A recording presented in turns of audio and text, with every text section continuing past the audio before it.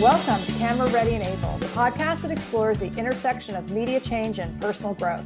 I'm your host, Barbara Barna Abel, and my calling is to help you tap into your superpowers to thrive on camera and in life, and to make an impact on the world. This episode is brought to you by the phrase, question everything. It is a command for the ages from Socrates and Euripedes to Virgil Abloh and many sages in between. It's also essential in journalism, and it's what my guest for this episode, Danielle Robay, does for a living. Danielle is a TV host and journalist and the host of the video podcast Pretty Smart, Danielle's love letter to bold, inquisitive women with something to say. With a loyal social media following of over 300,000 followers, I'm one of them, Danielle has chatted with everyone from Taylor Swift and Michael B. Jordan to Helen Mirren and Tom Hanks. The late, great Larry King once remarked, Danielle has the ability to make everyone feel seen. And I think that begins with asking questions. So welcome to the podcast, Danielle. Thank you so much, Barbara. I have looked up to you for years, so it's a huge honor to be on your podcast, and I really appreciate your time. What a thoughtful and kind and generous thing of you to say. So let's talk about the power of questions, because you and I have spoken about this, off camera many times before. So were you always a curious kid? Always. So much so that I hope you meet my parents one day, because I think you would get along, but they will tell you the story about how I was in the backseat of the car when I was probably 3 or 4 years old. And I would just ask them, why is it green? Why is it red? And they would be like, shh, let's play the quiet game. But really, I just wanted to know. I was obsessed with why. And when I met Larry King for the first time, I felt understood in a way that I never had before, because he was the same way. He would tell me stories about how he was a kid getting on a bus, and he'd go sit by the bus driver and say, why do you like to drive a bus? I just wanted to know the why. I love this so much. Let's dive right in, because let's go right into the Larry King story, which is incredible. How did you meet Larry King? So I keep, he signed my microphone for me right before he passed away. And I keep this with me. I bring it to all my Pretty Smart interviews. But it was sort of an LA miracle, because I got a job that I thought was it. It was my dream job. It was why I moved to LA. And anybody who is in entertainment, I think in any form, understands the amount of hours and sacrifice you make when you're just trying to climb the ladder. I was from Chicago. I didn't know anybody. I had no money. I had no in. And so I just was so hungry. And when I got this job, I thought, oh, finally I can breathe. This is it. And I got there and I absolutely hated the job. And so after probably about 4 to 6 months, I quit. And I was so depressed, because I thought this was my dream job. If it's not, what does that mean? I thought my whole life was sort of like contingent on this purpose. And if this wasn't it, what does that mean for me? And so I was reading, I was watching hundreds of hours of Robin Roberts and Barbara Walters and George Stephanopoulos, and was really a student, because I thought I'm going to take this time and take myself to grad school. And I still have Google Docs of notes of how people use their hands. I mean, you probably know this better than anyone, but there's that old sort of saying in our industry that you can tell how skilled and how much of a veteran someone is by looking at their hands. And so I wanted to watch how everybody did it, how they transitioned from question to question, how they greeted guests. And so, that's what I was doing, but I was still sort of depressed. I didn't have a job, and I had, again, no money. And so my friend said, I have a surprise for you. Be hair and makeup ready, like your podcast, get camera ready, and be ready at 6 a.m. I'm going to pick you up, and we're going to Beverly Hills. And I was like, why do I have to be hair and makeup ready at 6 a.m.? Where are you taking me? And so he was like, don't ask any questions, just be ready. So I jump in his car, and around 7 a.m. we walk into Nate and Al's, which is a really famous deli in Beverly Hills. And he said, look to the left. And I look over, and Larry King is sitting at one of those red booths with about 6 of his friends. They were all 75 plus. And so I sit down, and he said, you're having breakfast with Larry. And I had so many questions because I had watched, like I said, hundreds of hours of all of these people, Larry King included, and I needed to know all of the things. And I sat down and I could not get one question out because he was so insatiably curious. And he kept asking me, honestly, the most inane questions like, why do you eat blueberries? And what do you think about the Kardashians? And are you addicted to your cell phone? Like, he was so curious, especially about young people. He wanted to stay young forever. He was sort of obsessed with youth. And he was so curious. And so by the end of the 2 hours, he had to go to work. And I said, Larry, can I come back tomorrow? And he said, don't you have a job? And I was like, not right now, actually. And he said, sure, you're welcome anytime. So I went back 3 times that week. And then subsequent to that, once a week for about 8 months until I got a job and had breakfast with Larry, and he became my mentor. Every time you tell me the story, I just stop in my tracks and am so blown away on so many wonderful aspects and details and your wherewithal and everything. So I'm trying to think like what the listener is thinking about right now. So, okay. So what's the most important thing Larry taught you? I like really detailed, granular things. And Larry taught me how to personalize questions. And so I'll give you the example he gave me, but he said when he would interview politicians about abortion, instead of asking them about their thoughts on a bill or a Supreme Court decision, he would ask them, and usually it was men at this time. So he would say, if your daughter was raped and she had to go get an abortion, would you drive her there? And that's sort of an extreme example, but that's the one he would use. And now when I do interviews, I think about that because I think the first question that comes to our mind often is a really broad one. Like I'm interviewing Constance Wu for Pretty Smart in a few weeks. And I was thinking about these questions. She was so into therapy after writing her book. And I thought of these really broad questions. And then Larry's voice rang in my mind. And I was like, no, Danielle, personalize it and you'll get a way better answer. Okay, that's a nugget for the ages. So, what's an example like when if even broadly for you, because this is so valuable to understand. And in my coaching, I often talk about the power of being specific. That's the same thing, even in descriptive language. It goes back to my favorite thing from The Devil Wears Prada. It's not blue, it's cerulean, right? So when we get specific and personal, that makes a difference. So how do you connect that dot to somebody? That's a really good question. I really try before every interview, I think about what makes this person tick. What are they driven by? Because everybody's different. And so I try and that's why I love reading people's books so much. It's a way deeper connection to them than maybe just like a 3-minute GMA interview.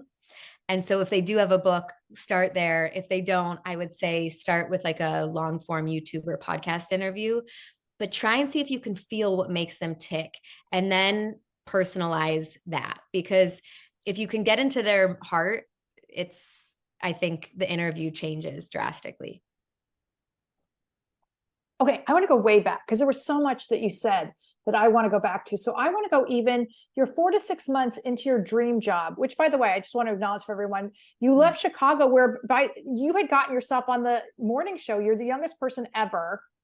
Yeah. In that market, which is just an incredible accomplishment. But then you pursue your dream in entertainment, journalism, and hosting, come to LA. What questions are you asking yourself that give you the courage to walk away from that job?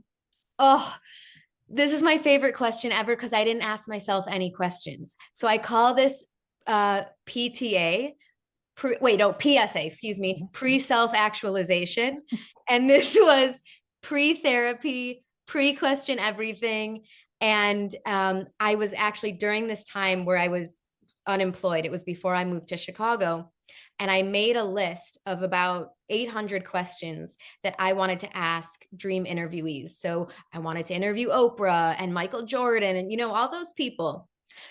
And everybody wants to meet Oprah and Michael Jordan. And then you think, okay, say you see them at like a sneaker store or a breakfast place. What are you going to ask them? Like, it's hard to think on the spot. So I thought, I'm going to be prepared for these interviews, no matter when they come up.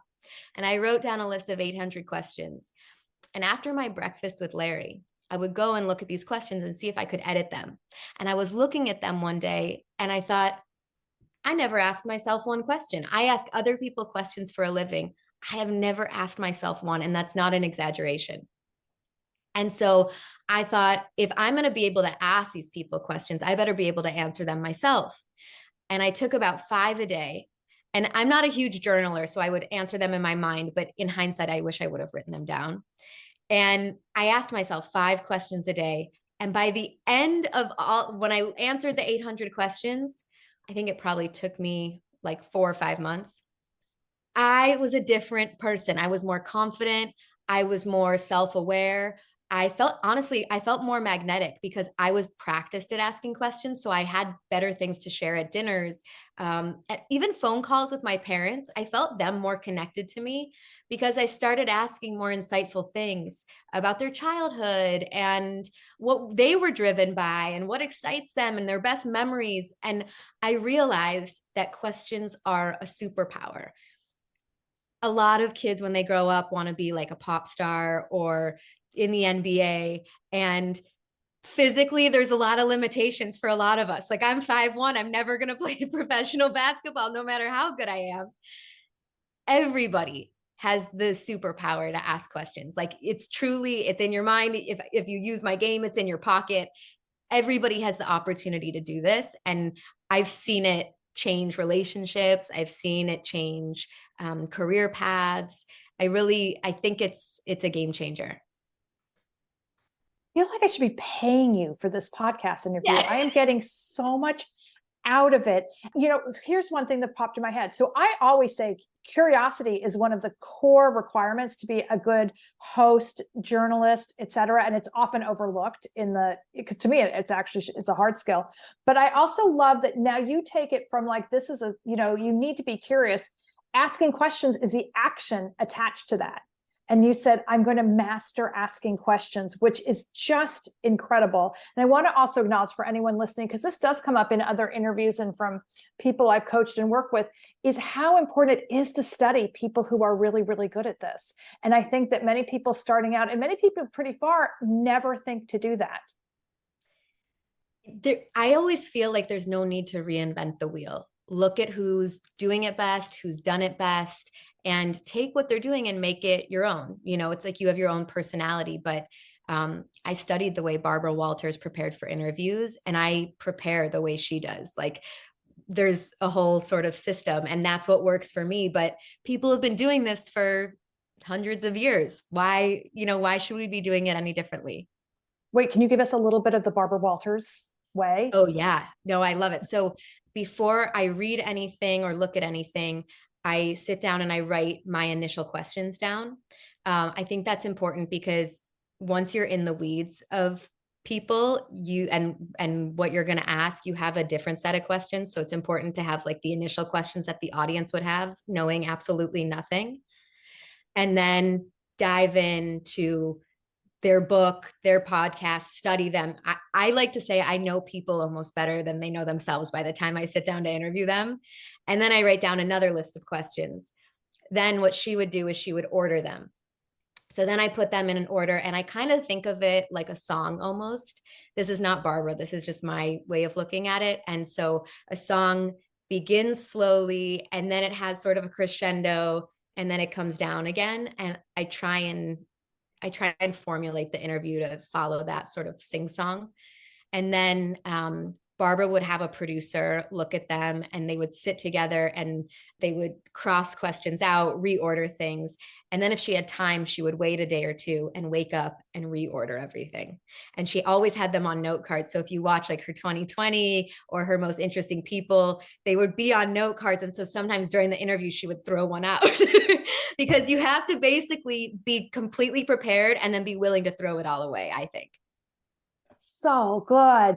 I was imagining Gayle King sometimes puts up photos, on Instagram of her behind the scenes. And I remember when she was interviewing Bruce Springsteen, I think for 60 Minutes, and you saw the shot from over her shoulder. And so she was like yellow pads, note cards. It Oh, was so interesting. fantastic. It's just like, because I just again want to prove it's like, Gail, top of her game, is so freaking prepared. Nobody is winging it.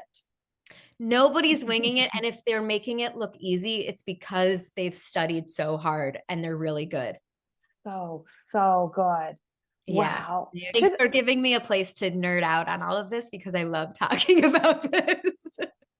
Oh my God. I could nerd out on this all the time. One of the questions I had in advance for you was, I was curious if you've ever asked a question that was, for lack of a better, like the wrong question, as in like inappropriate, or, where you had to walk it back, and like, how did you recover and what you learned from that? I have PTSD from what I'm about to share with you because it was my worst interview ever. I really learned a lot from it. So when I was in Chicago doing the morning show, Jeremy Piven came on, and he's from Chicago, and he was, I think 8 women accused him as part of the Me Too movement. And he was starting to do a comedy tour, and he wouldn't speak to any female journalists. And so he came to Chicago, and he thought, I think it would be more of a safe haven because the city loved him. That's where he was from. And the Piven Theater that his mom created is there.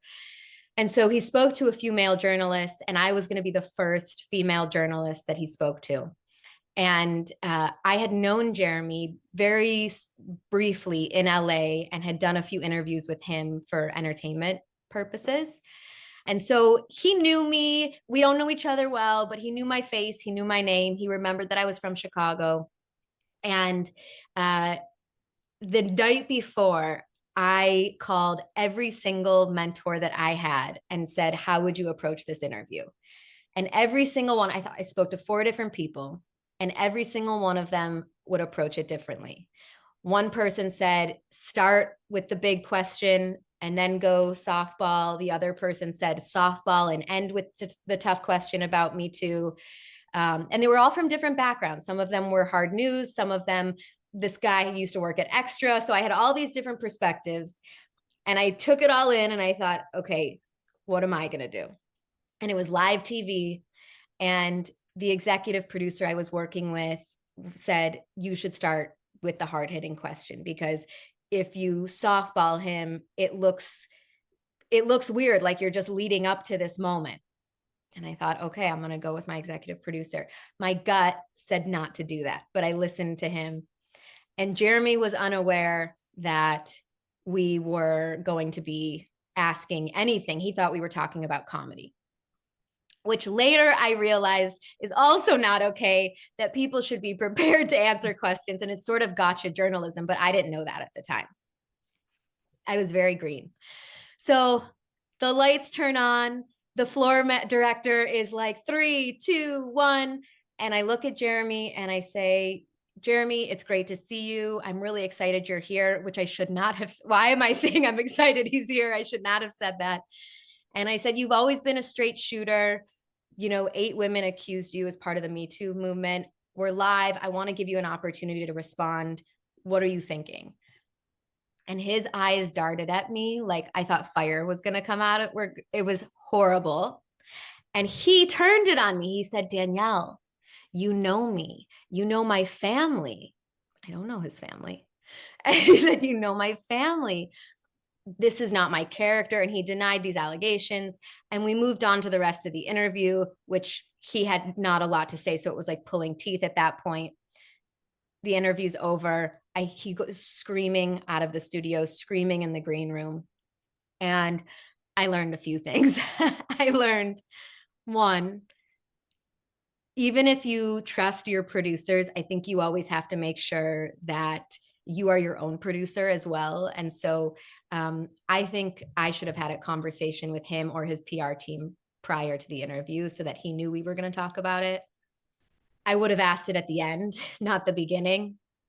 And I wouldn't have asked him so flippantly. I think I would have been more serious about it, never accusatory, but serious. And I just was nervous and green and scared to ask the question.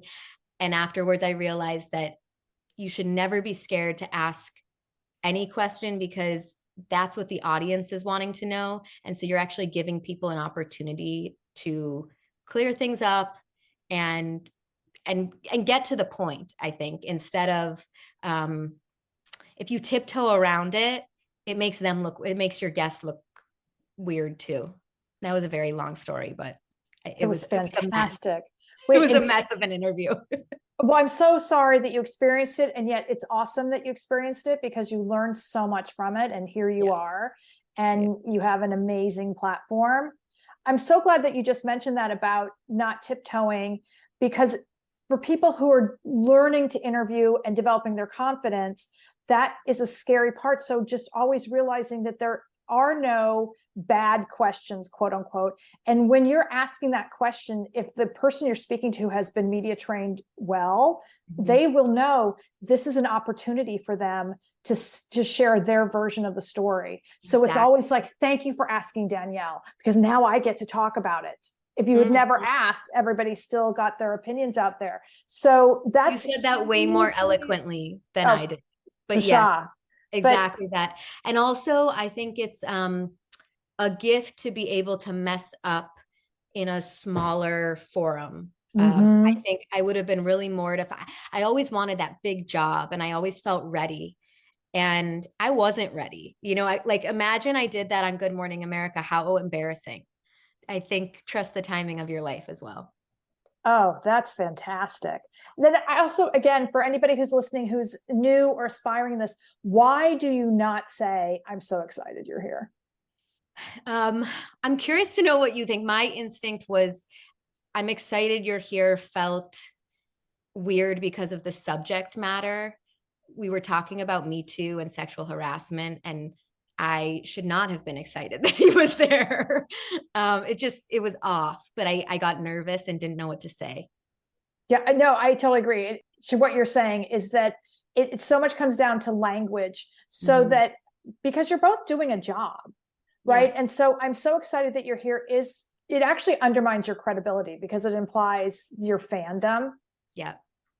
So it's one thing if you're such a superstar. If you're Oprah or Gail, there are moments where you could be like, oh my God, I'm truly excited, right? Because it's even like, then, I don't know, right? Like, I mean, I guess it's like if they grew up watching Janet Jackson and Janet's there and they're like, oh my God. Like when they're having a moment. But to your point, other than that, sometimes I think you could say, I'm grateful that you're here, or I'm so glad that you said yes to sit down and have this conversation. But the big point is never undermine your authority and your credibility. Now, sometimes I say, thank you for sharing your time with me. And right. I mean that, you know, I am grateful for their time, but yeah, there's an interesting power dynamic in interviews that you sort of have, I think only for me, at least it took time to master. Oh, I agree. I mean, for me with my podcast and different people who come on the same, it's just, you always want to be respectful. And it's a lot about owning your chair unapologetically, even as you're a work in progress and learning. At the same time, when you're, living your confidence, you also have to remember, to not either overplay or at the same thing, what it is to be professional and respectful of the person on the other side. I meant like don't get cocky or, flippant. And again, it goes back to respect. Changing a little bit, I wanted to ask, because I love this on a recent episode of your podcast, Pretty Smart, talking about sleep, one of my favorite topics. Because you and I are big sleepers, it turns out. I'm an unapologetic sleeper. And some people listening now, it's like, and I'm also an early bird. I'm an early riser.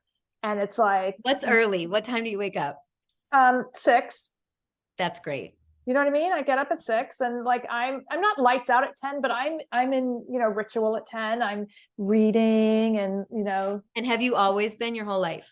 No, that's why it's really funny to somebody. Like when I was in college and in my 20s, I was such a night owl, and like I used to go to clubs and everything, but just, life has shifted. And now, by the way, way more productive at this point in my life as an early bird than I was then. But what I really wanted to talk about was, because this is to me questioning how we work, was the quote from Glennon Doyle that sleep is the secret of superheroes, which I love. Yes, I agree. But sleep is, especially in a city like New York, is often at odds with our, our outward personas, like in New York, it's, it's a badge of honor. The idea that like you need no sleep, et cetera, except to the point when you're Ariana Huffington and you collapse, on a treadmill, and then she starts Thrive Global, God bless, but just in entertainment. I mean, like to be a correspondent, it's my pinned tweet if anybody still ever goes to Twitter, but the whole idea of how much stamina is required, because there's a lot of not sleeping. Yeah. So I want to go back to in terms of the questioning everything and having the courage. And you, by the way, and J Lo, which I loved, because I am aware that she too was like, nope, I know what I need, and lights out at 9. I'm going to be peaked tomorrow, so thanks for the invite, but no, can't do it. I'm like, oh, she's my hero. But anyway, going back to my long-winded question was, how do you get there? I have no choice, because I'm not one of those people that does well without sleep. I think some people, I've dated people that need like 4 or 5 hours and they're fine. I'm a mess. Like I don't want to be fine though. I want to be more than fine. Great point. And I also don't know what that means for them in terms of what their lifestyle looks like.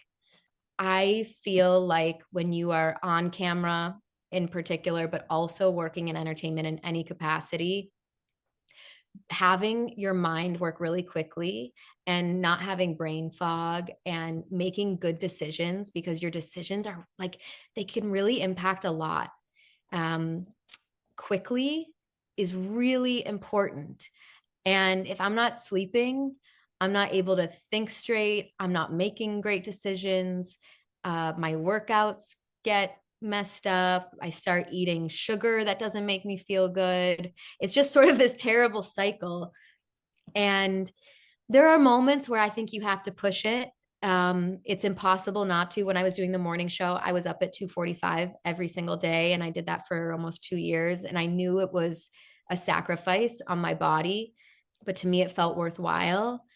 But other than that, I really prioritize it. So I just won't answer messages, won't answer emails. I'll get to it the next day, because I just feel like my mind and my body, and not to sound corny, but that whole mind, body, soul alignment is really important to me. I know it's important to you too. Not corny to me, but I was laughing a little bit because your description of as things start to go downhill is what it's like to be on a launch, which I actually also find incredibly exciting and I love. But you start out with such the best intentions, and as you get closer and closer, it's suddenly you're eating so much more pizza and like Jolly Ranchers and hot tamales and like coffee at 6 o'clock in the evening. And hot tamales. You're so grateful. Like I took the stairs today because that's the only exercise I'm going to get.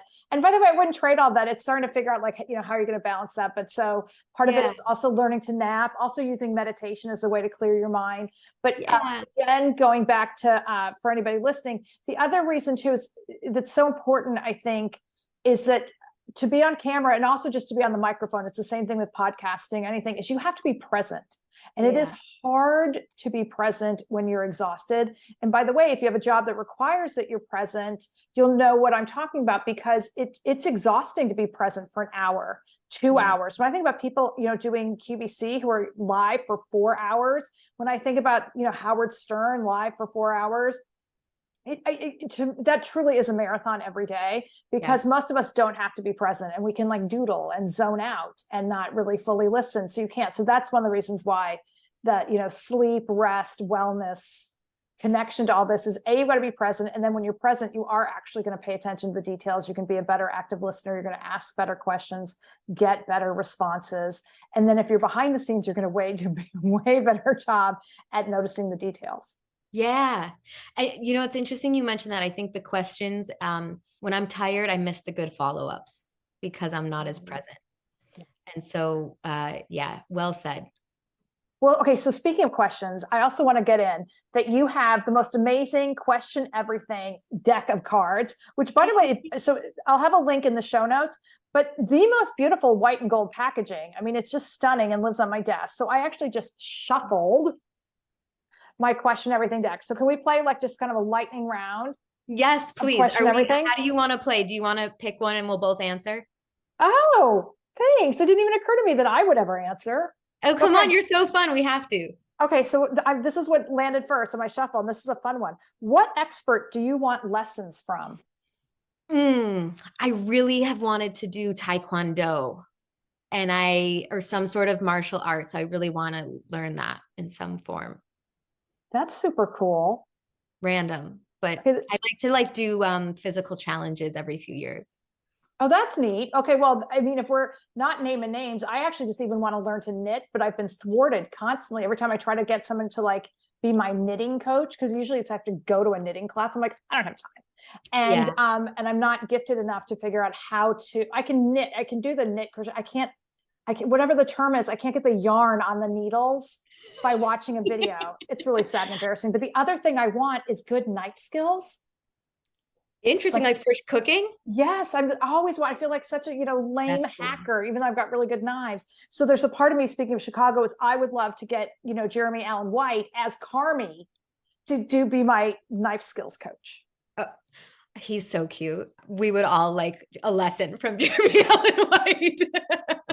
Yeah, obsessed. So cute. Oh, wow. We've already kind of answered this, but a lyric, poem, mantra, or quote you hold onto tightly. Ooh. Mine is always Shirley Chisholm, and she says, service is the rent you pay for a room on this earth. And when I heard that, I thought, that's how I want to live my life. Oh, that's beautiful. Yeah, I really like that one. Okay, so all the deep ones that I think about every day just went flying out of my head. But one relative to talent that I say all the time is hard work beats talent when talent doesn't work hard. And that goes to a version of what you're saying, was like, look at how hard you work putting in the time, especially using time what you had when you were unemployed, but to study how to ask questions and be a really good interviewer. But also the deeper nuance of that is the pausing, the transition, the body language, the facial expressions, the follow-up. Incredible. And so that's where the hard work. I really like that. It's actually very inspiring because it makes you feel like you have a little more control over it too.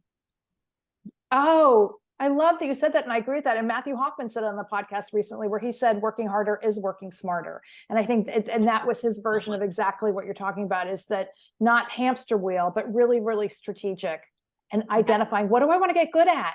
What do I need to improve on? Okay, how am I going to do it? And he's such a self-starter and so creative. He's a great person to listen to. Oh, sweet thing to say. Well, I'm going to, on his behalf, I'm going to say he's saying that right back to you, Danielle. When was the last time you felt awe? The Grand Canyon made me feel awe. I saw that about a year ago. When was the last time I felt awe? Usually live music makes me feel awe. Why is that?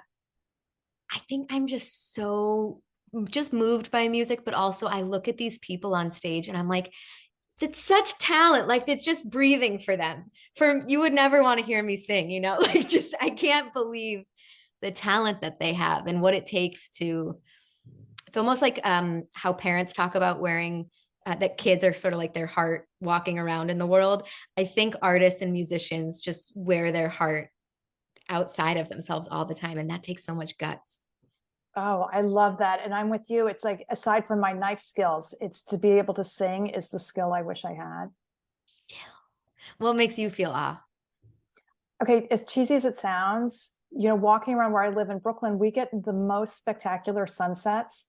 And I just feel awe seeing like New York Harbor and the beautiful views that I live with every day. Like I don't take it for granted. That's really, really nice. I think most people do when they live somewhere. Yeah, I mean, it's true. We get to see things the same every day and you stop noticing. But that's the other thing that's so miraculous about living here. I would say the same thing about LA is, it happened to me a few weeks ago. I walked down a street in the West Village I'd never been on before. And I was like, this is incredible. I've never been on this street before. Where did this street come from? It's only been here for a few hundred years. And literally it had cobblestones and it was, really cute townhouses. And I was like, I love this. I love seeing something, new or in a different way or a different perspective.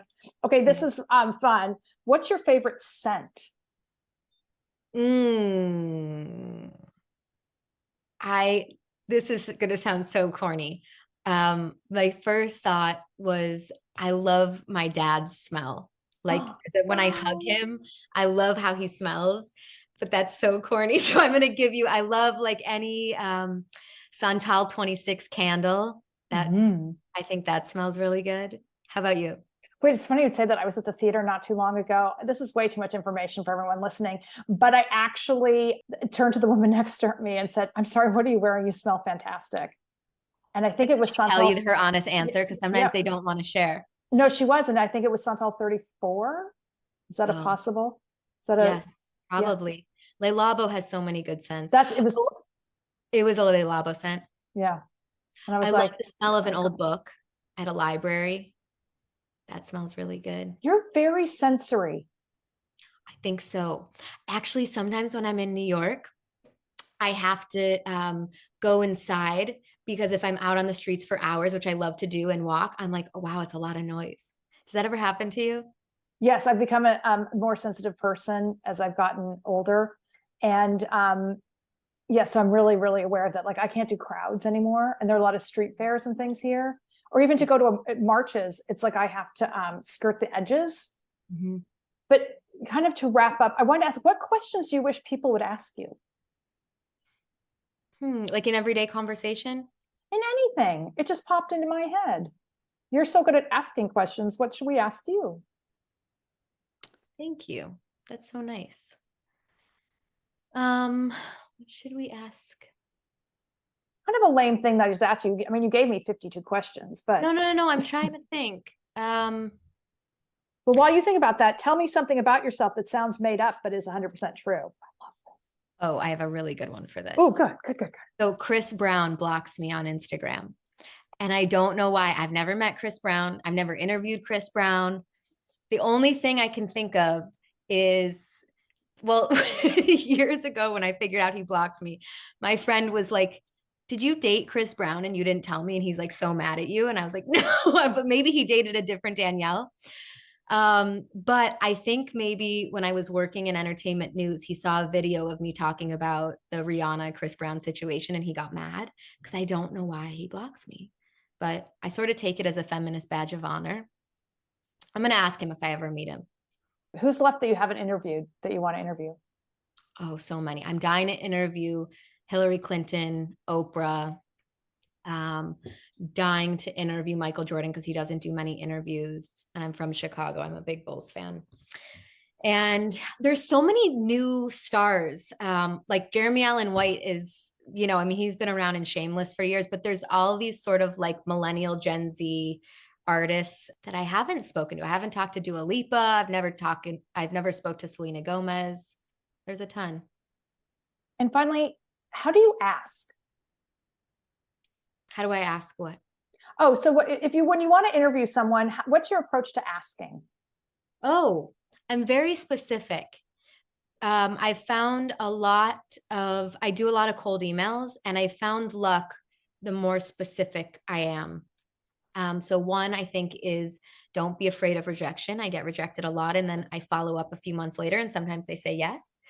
And secondly, I'll say, like, for instance, with Constance Wu, I reached out and I said, I read your book and I felt so connected to your story for these three reasons. One, I moved to LA alone and didn't have, any connections and worked all these odd jobs the way you did. Two, your story about social media and sexual harassment really rang in my ears because it was so nuanced and I thought it was a story that women really hadn't heard before. And three, she talked about AAPI and sort of like stereotypical roles in a way I hadn't heard anybody speak about before. And I knew that was close to her heart. And so I said, I know your book's been out for a little over a year and you haven't done many interviews over this past year. I'd love to talk to you in hindsight. I feel like you probably have a whole new perspective a year later and would love to just hear your journey. And then I always add why it's beneficial for them. And I put 3 bullet points. So one is the paperback version of your book just came out a few months ago. My podcast is very booky and we sell books. 2, like I try and make it really specific. And then I just say, thank you for considering Danielle. That's so fantastic. And just to tag on that, not only are you specific, you focus on value. And once again, you've demonstrated throughout this conversation how much work you put in, and all that work pays off. I hope so. Well, Constance Wu said yes. She said yes. And I decided a long time ago that I want to be a person that tries. And so I interviewed a rabbi on my podcast about the end of life, because he had, I think, read over 1,000 eulogies. And I said, what do you understand about death that most people don't? And he said, it's all about regret. Everybody on their deathbed, 90% of people will say, I regret the things I didn't do. I regretted living for somebody else. I regretted not trying. And I was like, I want to be a person that tries. I don't want those regrets. Danielle, I could just keep you here for hours, so I'm going to let you go. Thank you. What an incredible gift and a great guest you are. Thank you, thank you, thank you. Hope you'll come back. I would love to come back. I think you're such a safe space. You make people feel so comfortable, and I am really grateful for your time. So thank you for having me. Oh, thank you. And I want to thank you for listening to Camera Ready and Able. If you're interested in brushing up on your interview or presentation skills, I would love to help you. Please shoot me a note via my website, ableintermedia.com, and be sure to download my free ebook, 12 Tips for Success on Camera. And as always, please hit the subscribe button if you haven't already.